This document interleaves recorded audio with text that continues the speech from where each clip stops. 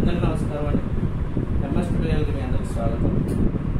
ఈరోజు తెలుగు డే 4లో భాగంగా మనం భాషా భాగాలు ఇవి మన సిలబస్ షీట్లో వచ్చేసరికి అంశం 4 దగ్గర ఉంటాయండి. ఫస్ట్ స్టార్టింగ్లోనే అవి ఇవ్వడం జరిగింది. ఒకసారి మీ అందరు గమనించాలి. ఈ తెలుగు డే 4లో భాగంగా మనం ఈ భాషా భాగాల గురించి తెలుసుకుంటాం. ఈ భాషా భాగాలు అంటే వాక్యాలలో పదాల ఉపయోగాన్ని బట్టి, వాక్యాల్లో ఉపయోగించేటువంటి ఆ పదాలను బట్టి మనం కొన్ని వర్గీకరణ చేశారు. శాస్త్రకారులు కొన్ని వర్గీకరణ చేశారు. అవి ఏంటంటే నామవాచకం, 2 సర్వనామం, 3 విశేషణం, 4 క్రియ, 5 అవ్యయం. ఈ 5 భాగాలను మనం భాషా భాగాలలో విభజించడం జరిగింది. ఇక వీటిలో మొదటి అంశమైనటువంటి నామవాచకం గురించి తెలుసుకుందాం ఈరోజు. నామవాచకము అంటే నామాలను తెలిపేది, నామాలను తెలిపేది, పేర్లను తెలిపేది అని పిలుస్తారు.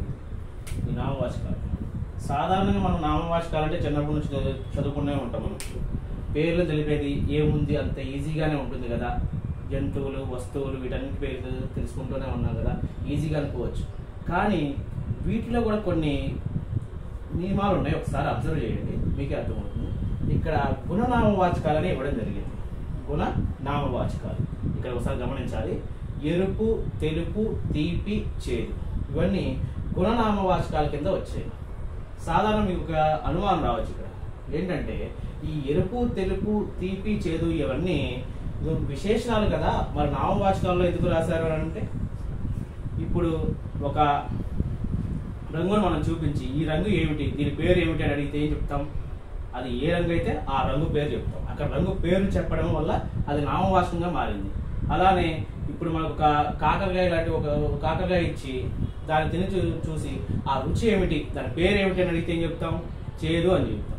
అక్కడ మనం పేరును తెలియజేస్తున్నాం కాబట్టి వీటిని గుణనామవాచకాలు అని పిలుస్తున్నాం. వాటి యొక్క గుణాలు కూడా అక్కడ తెలుస్తున్నాయి కాబట్టి మనకి వీటిని గుణనామవాచకాలు అని పిలుస్తారు. ఇక ఒకవేళ వీటిని విశేషణాలుగా వాడాల్సి వస్తే ఎర్రనైనా, తెల్లనైనా, తీయనైనా ఇలా ఒక నామవాచక యొక్క విశేషణాన్ని తెలియజేయడానికి వాడితే కనుక అవి మనం విశేషణాలుగా పరిగణించబడతాయి.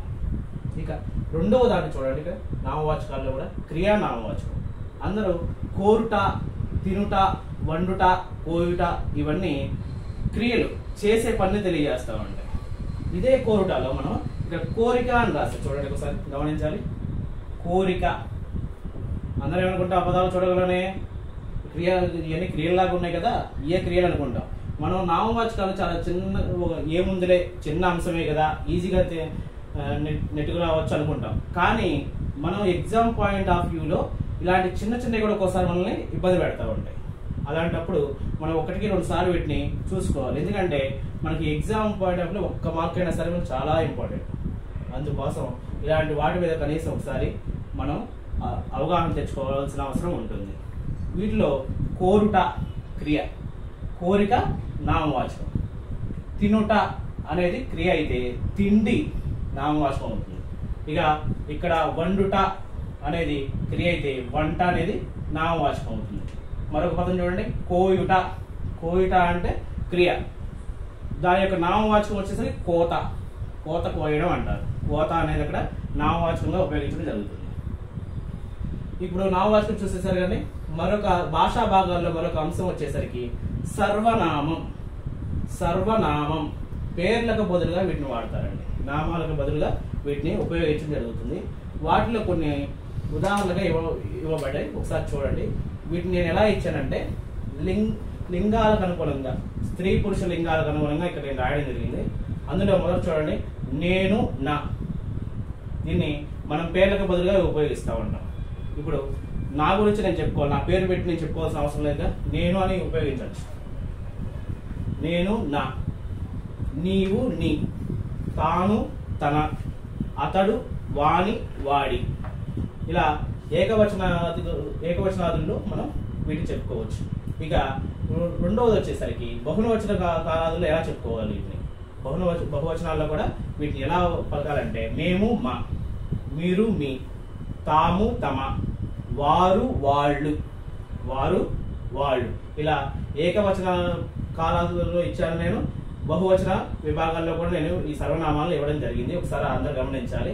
దాంతోపాటుగా అది, దాని, అవి, వారి, ఈ 2 విధాలుగా సర్వనామాలు ఇవ్వడం జరుగుతుంది. ఇక్కడ నేను, నా అనేది చాలా ఇంపార్టెంట్ అండి. ఈ నేను, నాని మన 8th క్లాస్ టెక్స్ట్ బుక్లో ఇవ్వడం జరిగిందండి. 8th క్లాస్ పేజ్ నెంబర్ 121లో వీటి గురించి విపులంగా ఇవ్వడం జరిగిందండి. 8th క్లాస్ 121 పేజ్ అండి. వాటిలో నేను అనేది నామవాచక రూపం కింద వస్తుంది. మనం సర్వనామం ఎలా అనుకుంటున్నామో దీన్ని నామవాచకం కింద కూడా ఉపయోగించడం జరుగుతుంది. నామవాచకం అని ఎలా ఉపయోగిస్తారంటే ఇక్కడ నేను అని చెప్పడానికి మనం మన పేరుకు బదులుగా వాడుతున్నప్పుడు సర్వనామం అవుతుంది. అలానే నేను ఇది అని చెప్పడానికి కూడా మనం దీన్ని నామవాచకంగా ఉపయోగించడం జరుగుతుంది. ఇక నా అనేది విశేషణ రూపాన్ని కలిగి ఉంటుంది. నా అనేది విశేషణ రూపాన్ని కలిగి ఉంటుంది. నా యొక్క పెన్ను, నా యొక్క తెలివి. ఇక్కడ తెలివి అనేది నామవాచక కింద మన యొక్క విశేషణం కిందే వస్తుంది. కానీ నా తెలివి ఏంటంటే ఇక్కడ నా తెలివి అంటే ఒక రకమైన గుణాన్ని తెలియజేస్తుంది. అది వేరే వాళ్ళ తెలివి కాదు, నా యొక్క స్పెషల్ గా తెలియజేస్తుంది. కాబట్టి దీన్ని మనం విశేషణ రూపం కింద పరిగణించడం జరుగుతుంది. ఈ 2 ఇంపార్టెంట్ అని గుర్తుపెట్టుకోవాలి. నెక్స్ట్, ఈ సర్వనామాల్లోనే ద్వితీయ విభక్తి రూపాలు కొన్ని ఉంటాయి. ఇవి మన టెక్స్ట్ బుక్ నుంచి ఇవ్వడం జరిగిందండి. వీటి బాగా అబ్జర్వ్ చేయాలి. సర్వనామాలు మన టెక్స్ట్ బుక్లో ఎక్కువగా ఇవ్వడం జరిగింది. మీరు మిగతా అన్ని భాషా భాగాల కన్నా కూడా సర్వనామాల గురించి ఎక్కువగా ఇవ్వడం జరుగుతుంది. మీరు ఒకసారి వీటిని బాగా అబ్జర్వ్ చేయాలి. వీటిలో ద్వితీయ విభక్తి రూపాలు, సర్వనామాలకు ద్వితీయ విభక్తి రూపాలు కూడా ఉంటాయండి. ద్వితీయ విభక్తి అంటే మీకు విభక్తుల్లో వస్తుంది. ద్వితీయ విభక్తి ప్రత్యయాలు వచ్చేసరికి నేనుల, గూర్చి, గురించి అనే ప్రత్యయాలు వస్తాయి. వాటిని సర్వనామాలకు ఉపయోగిస్తే ఎలా ఉంటుందో అవి కూడా మీకు ఏకవచన బహువచనాదుల్లో కూడా ఇవ్వడం జరిగింది. ఏకవచన బహువచనాదుల్లో కూడా నేను ఇవ్వడం మీకు జరిగింది. ఒకసారి చూడండి. నేను, నన్ను. దీనికి బహువచనం ఏంటంటే మనం, మనల్ని. చివరిలో నీ వస్తుంది, అబ్జర్వ్ చేయాలి. చివరిలో నీ అనేది వస్తుంది. నేను, నన్ను, మనం, మనల్ని, నీవు, నిన్ను, మీరు, మిమ్మల్ని, తాము, తమర్ని, అతను, అతన్ని, వాడు, వాణ్ణి, వాళ్ళు, వాళ్ళని అని చెప్పి మనం ద్వితీయ విభక్తి రూపాలని సర్వనామాలకు ఉపయోగించేటప్పుడు చూసాం. ఇవి ఎక్కడ మనకు వస్తాయంటే వీటి యొక్క ఉపయోగం ప్రత్యక్ష పరోక్ష కథనాల్లో మన సిలబస్ లో ఇచ్చారు. గ్రామంలో ప్రత్యక్ష పరోక్ష కథనాల్లో వీటి యొక్క ఉపయోగం అనేది చాలా వరకు ఉంటుందండి. ఈ ద్వితీయ విభక్తి సంబంధించినటువంటి సర్వనామాల గురించి. నెక్స్ట్, ఈ సర్వనామాల్లోనే మరొక అంశం వచ్చేసరికి పురుష బోధక సర్వనామాలు. పురుష బోధక సర్వనామాలు అవి ఎలా ఉంటాయో ఒకసారి చూడండి. ఇక్కడ నేను, మేము అంటే నేను, నా గురించి, మా గురించి ఇలా చెప్పుకోవడాన్ని ఉత్తమ పురుష అని పిలుస్తారు. ఎవరు పిలుస్తారు? ఉత్తమ పురుష. నేను కనుక నా గురించి చెప్పుకుంటుంటే దాన్ని నేను ఉత్తమ పురుషులో సంబోధించుకున్నట్లు అవుతుంది. ఇక రెండవది నీవు, మీరు అంటే ఎదుటి వారి గురించి మనం తెలియజేస్తున్నాం, చెప్తా ఉన్నాం అన్నమాట. ఎదుటి వారి గురించి నీవు, మీరు అని చెప్పడాన్ని మధ్యమ పురుష అని పిలుస్తాం. మధ్యమ పురుష. ఇక మూడవది ప్రథమ పురుష. ఎక్కడో ఉన్నటువంటి ఒక వ్యక్తి గురించి కానీ, వస్తువు గురించి కానీ, మరి ఏదో ఒక అంశం గురించి మనం చెప్పుకుంటూ ఉంటే దాన్ని ప్రథమ పురుషులో సంబోధించడం అంటారు. ప్రథమ పురుషులో సంబోధించడం అని అంటారు.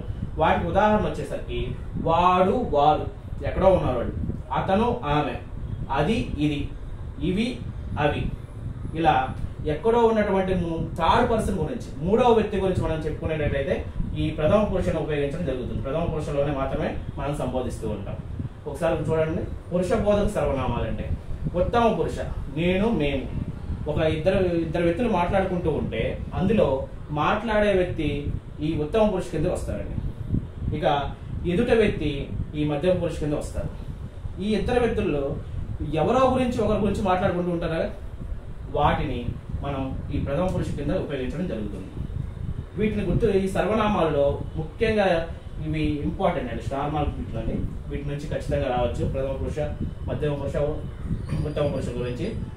వీటి గురించి ఒక చిన్న షార్ట్, ఒక సంక్షిప్తంగా మీకోసం ఒక చిన్న కోడ్ ఇవ్వడం జరిగింది. అవేంటంటే తాను ఉత్తమ, ఎదుట మధ్యమ, ఎక్కడో ప్రథమ.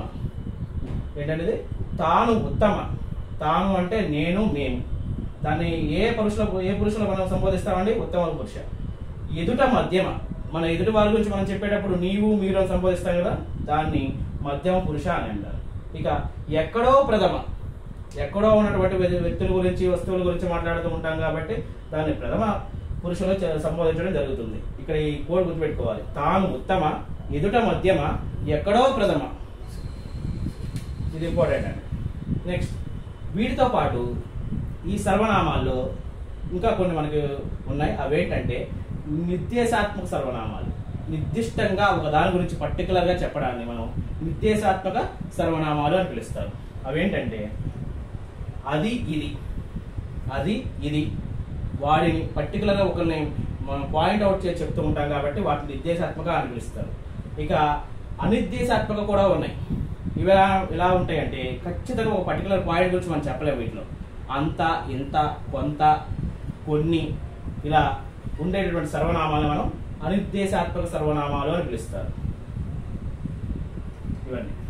ఇవన్నీ సర్వనామాల గురించి. సర్వనామాల గురించి మనకి 8th క్లాస్ 121 పేజీలో పర్టికులర్గా ఇచ్చాడండి. మనకి బిట్ రూపులు ఖచ్చితంగా ప్రశ్నలు అడుగుతారు, చూసుకోవాలి. ముఖ్యంగా ఈ ద్వితీయ విభక్తి రూపాలు, సర్వనామాలకు సంబంధించిన ద్వితీయ విభక్తి రూపాలు. మరొక అంశం, నేను, నా అనే సర్వనామాలైనా కానీ వీటిని నామవాచక సర్వనామాలు అని పిలుస్తారు. నామవాచక సర్వనామాలు అని పిలుస్తారు. ఈ నా అనే అక్షరాన్ని మాత్రం విశేషణ రూపం కింద కూడా పరిగణించబడుతుంది. మనం అనుకుంటాం సర్వనామాలు ఏముంది, అది, ఇది, వాడు, అతను అలాంటి గుర్తుపెట్టుకోవడమే కదా, చాలా సింపుల్ అనుకుంటాం. కానీ వీటిలో కూడా కొన్ని కండిషన్స్ వల్ల వీటి యొక్క ఇంపార్టెంట్ అనేది మనకు తెలుస్తుంది. ఒకసారి చూడండి. ఇందులో ఉత్తమ పురుష, మధ్యమ పురుష, ప్రథమ పురుష. తాను ఉత్తమ, ఎదుట మధ్యమ, ఎక్కడో ప్రథమ. ఇవన్నీ సర్వనామానికి సంబంధించిన అంశాలు. ఇక భాషా భాగాలలో 3వ అంశమైనటువంటి విశేషణం. విశేషణము అనగా నామవాచక పదాల గుణాలను తెలిపే పదాలు అనమాట. నామవాచక పదాల యొక్క గుణాలను తెలుపుతూ ఉంటాయి అన్నమాట. నామవాచక పదాలు అంటే ఏంటంటే పేర్లు. ఆ పేర్ల యొక్క గుణాలను ఇవి తెలుపుతూ ఉంటాయి. వీటి గురించి మనకి 5th క్లాస్ టెక్స్ట్ బుక్ లో ఇవ్వడం జరిగిందండి. వాటిలో జాతి ప్రయుక్త విశేషణం, జాతి ప్రయుక్త విశేషణం. ఇక్కడ బ్రాహ్మణుడు, వైశ్యుడు అని రాశానండి. ఇక్కడ ఒకసారి అబ్జర్వ్ చేయాలి. బ్రాహ్మణుడు, వైశ్యుడు అంటే నామవాచకాల కిందే వస్తాయి. అతను ఒక బ్రాహ్మణుడు, అతడు వైశ్య కులానికి చెందినవాడు, ఇలా అంటే మాత్రం అవి జాతి ప్రయుక్త విశేషణాల కింద వస్తాయండి. ఒక వ్యక్తికి కానీ ఒక జాతికి కానీ మనం ఆపాదిస్తే వాటిని విశేషణాల కింద పరిగణించాలి. అలా కాకుండా బ్రాహ్మణుడు, వైశ్యుడు అని డైరెక్ట్ గా మనం చెప్తే, డైరెక్ట్ గా అదే విధంగా చెప్పామంటే వాటిని గుణనామవాచకాలు లేదా జాతి నామవాచకాలు అని పిలుస్తారు. వాటిని ఏమని పిలుస్తారండి? జాతి నామవాచకాలు అని పిలుస్తారు. ఇక్కడ మన విశేషణాల్లో వీటిని అతను ఒక బ్రాహ్మణుడు, అతను వైశ్య కులానికి చెందినవాడు, అతను ఒక చాకలి, ఇలా జాతుల గురించినటువంటి గుణాలు తెలియజేస్తున్నాం కాబట్టి వీటిని జాతి ప్రయుక్త విశేషణాలని మనం అంటాం. ఇక ఈ విశేషణాల్లోనే గుణ ప్రయుక్త విశేషణాలు కూడా ఉన్నాయండి. ఈ గుణ ప్రయత్న అంటే గుణాల గురించి తెలియజేయడం. చక్కని, అందం, కరుణ, జాలి, ఇటువంటి గుణాలన్నింటినీ మనం గుణ ప్రయుక్త విశేషణ కింద మనం చెప్తాం. ఇక 3వది సంఖ్యా ప్రయుక్త విశేషణం. సంఖ్యా ప్రయుక్త విశేషణం. దీంట్లో 100, 6, 100 అలాంటి పదాలు మనం సంఖ్యలతో చదువుతుంది కాబట్టి వీటిని సంఖ్యా ప్రయుక్త అని పిలుస్తారు. వీటికి ఒక ఉదాహరణ ఏంటంటే 6 ఋతువులు. అక్కడ మనం సంఖ్యను తెలియజేస్తున్నాం, వాటి యొక్క లక్షణాన్ని తెలియజేస్తున్నాం. మనం సంఖ్యను తెలియజేస్తున్నాం, వాటి యొక్క లక్షణాన్ని మనం కూడా తెలియజేస్తున్నాం కాబట్టి వాటిని సంఖ్యా ప్రయుక్త విశేషణాలు అని పిలుస్తారు. ఒకసారి బాగా గమనించాలండి. ఈ విశేషణాల గురించి కూడా మనకు రావచ్చు. వీటిలో మొదటి జాతి ప్రయుక్త, 2వది గుణ ప్రయుక్త, 3 సంఖ్యా ప్రయుక్త. ఈ 3 విశేషణాలని బాగా మీరు చూడాలి. ఇవి మన 5th క్లాస్ టెక్స్ట్ బుక్ లోను 6th క్లాస్ టెక్స్ట్ బుక్ లోను ఇవ్వడం జరిగిందండి. నెక్స్ట్ ఇక భాషా భాగాలలో 4వ అంశమైనటువంటి క్రియ గురించి చూద్దాం. చేసే పనిని మనం క్రియ అని అంటాం. చేసే పనిని మనం క్రియ అని పిలుస్తాం. ఈ క్రియలో కూడా 2 రకాల క్రియలు ఉంటాయండి. అవేంటంటే సమాపక క్రియ. అదేమిటంటే ఒకటి ఫస్ట్ సమాపక క్రియ. ఏదైతే ఏ క్రియ అయితే ఒక వాక్యాన్ని పూర్తి చేస్తుందో ఆ క్రియని మనం సమాపక క్రియ అంటారు. ఏ క్రియ అయితే ఒక వాక్యాన్ని పూర్తి చేస్తుందో అటువంటి క్రియని సమాపక క్రియ అని పిలుస్తారు. ఈ సమాపక క్రియకి ఒక ఉదాహరణ ఏంటంటే అతను సినిమా చూసి వచ్చాడు అక్కడ వాక్యం అనేది కంప్లీట్ అయిపోయింది. అతడు నవ్వుతున్నాడు, వాక్యం కంప్లీట్ చేసింది. అక్కడ నవ్వుతున్నాడు అనేది క్రియ. ఆ క్రియ ఆ వాక్యాన్ని కంప్లీట్ చేసింది, పూర్తి చేసింది కాబట్టి దీనిని మనం సమాపక క్రియగా పరిగణించాలి. ఇక రెండవది అసమాపక. సమాపక వ్యతిరేకమే అసమాపక. ఏదైతే ఏ క్రియ అయితే వాక్యాన్ని పూర్తి చేయదో అటువంటి క్రియల్ని మనం అసమాపక క్రియలు అని పిలుస్తారు. ఉదాహరణకు అతడు సినిమాకు వెళ్ళి వచ్చి చూసి ఏం చేశాడు, ఆ తర్వాత కంప్లీట్ అవ్వలేదు. ఇక్కడ పూర్తి వాక్యం అనేది పూర్తి అవ్వలేదు. అతను వెళ్ళి ఏం చేశాడు, అలా పూర్తి చేయనటువంటి క్రియల్ని మనం అసమాపక క్రియలు అంటారు. వీటికి ఉదాహరణలు వచ్చేసరికి వెళ్ళి, చేసి, చూసి, వచ్చి, ఇక వస్తూ, చేస్తూ, చూస్తూ, వస్తే, చేస్తే ఇలాంటి క్రియల్ని మనం అసమాపక క్రియలు అని పిలుస్తారు. ఈ అసమాపక క్రియల్లో కూడా 3 అంశాలు ఉన్నాయండి, 3 రకాలు ఉంటాయి. అవేంటంటే మొదటిది వీటిని కాలాదులుగా విభజించడం జరిగింది. భూత, వర్త, భవిష్యత్ కాలాదులుగా విభజించడం జరిగింది ఈ క్రియల్ని.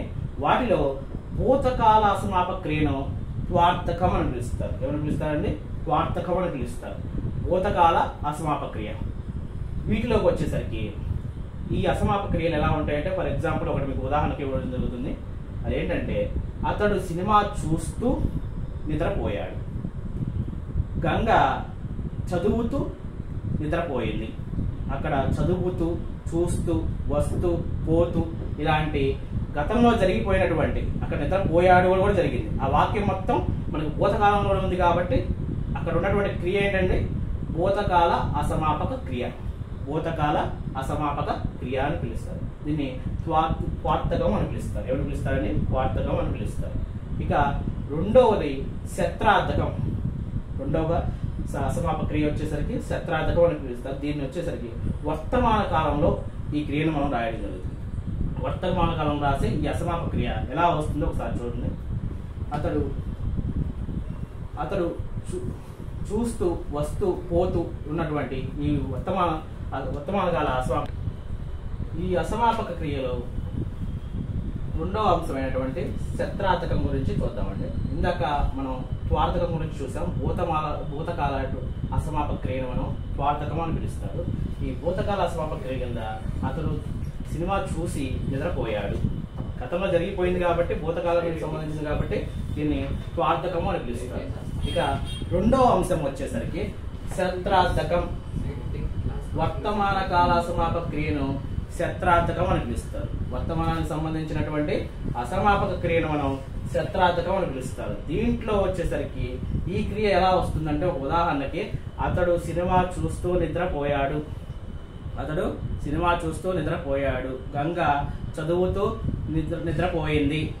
ఇలాంటి వస్తూ, పోతూ, చేస్తూ లాంటి అసమాపక క్రియలని మనం శత్రార్థకం కింద, అంటే వర్తమాన కాలంలో జరుగుతూ ఉన్నాయి కాబట్టి వాటిని శత్రార్థకం కింద రావడం జరుగుతుంది. ఇక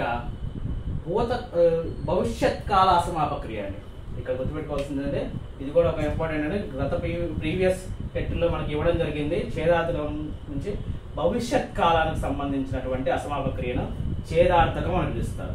భవిష్యత్ కాలానికి సంబంధించినటువంటి అసమాపక క్రియను మనం ఛేదార్థకం అని పిలుస్తారు. దీన్ని కారణానికి సంబంధించిన అసమాపక క్రియ అని పిలుస్తారు. అది జరిగితే ఇది జరుగుతుంది, కారణాన్ని తెలియజేస్తున్నాం. ఛేదార్థకం.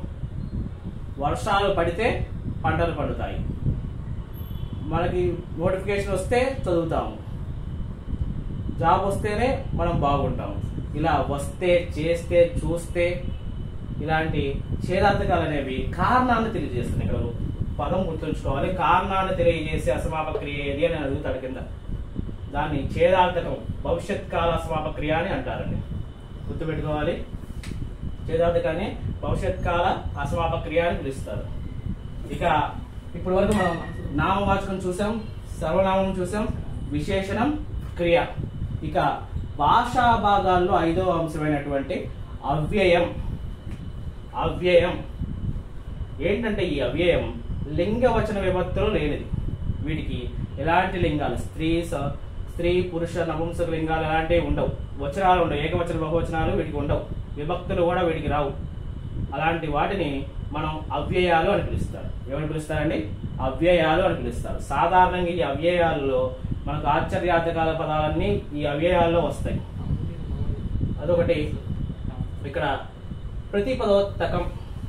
ఈ అవ్యయాల్లో మొదటి అంశం ప్రతిపదోత్తకం. ఇక్కడ ఉండేది రెండు రకాలండి. అందులో మొదటిది ప్రతిపదోత్తకం అని పిలుస్తారు. ఇవి పుట్టుకతోనే అవ్యయవాలుగా ఉంటాయి అన్నమాట. ఇవి పుట్టుకతోనే అవ్యయవాలుగా ఉంటాయి.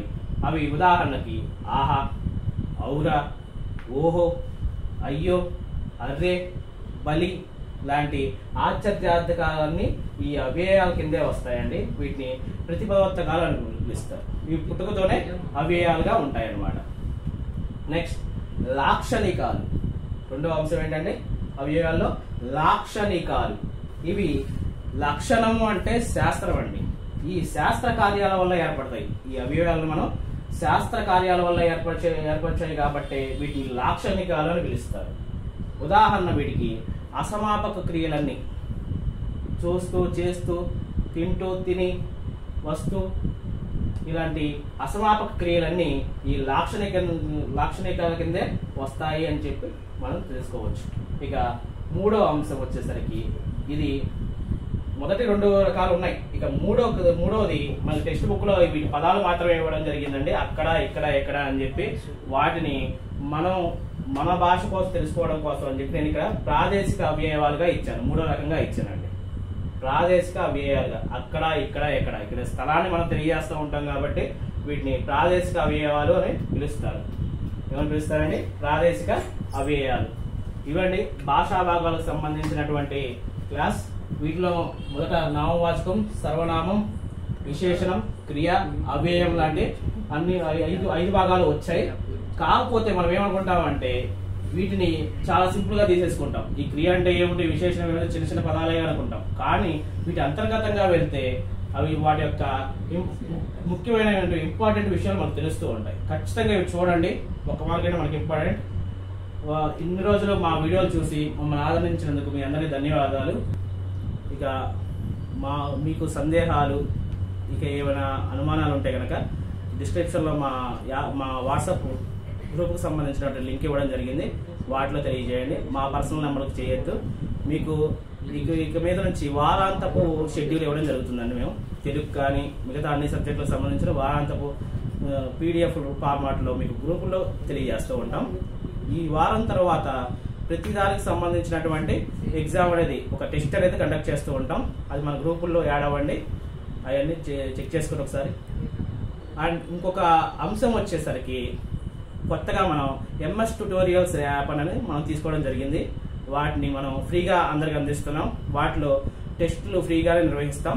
తప్పకుండా ప్రతి ఒక్కరు వాటిని ఇన్స్టాల్ చేసేసుకొని రేపు సోమవారం నుంచి లాంచ్ చేయడం జరుగుతుంది. వాటిలోకి యాడ్ అయ్యి ఆ టెస్టులన్నీ రాయండి. మీకు యూజ్ అవుతాయని భావిస్తున్నాం. Please share and like and subscribe.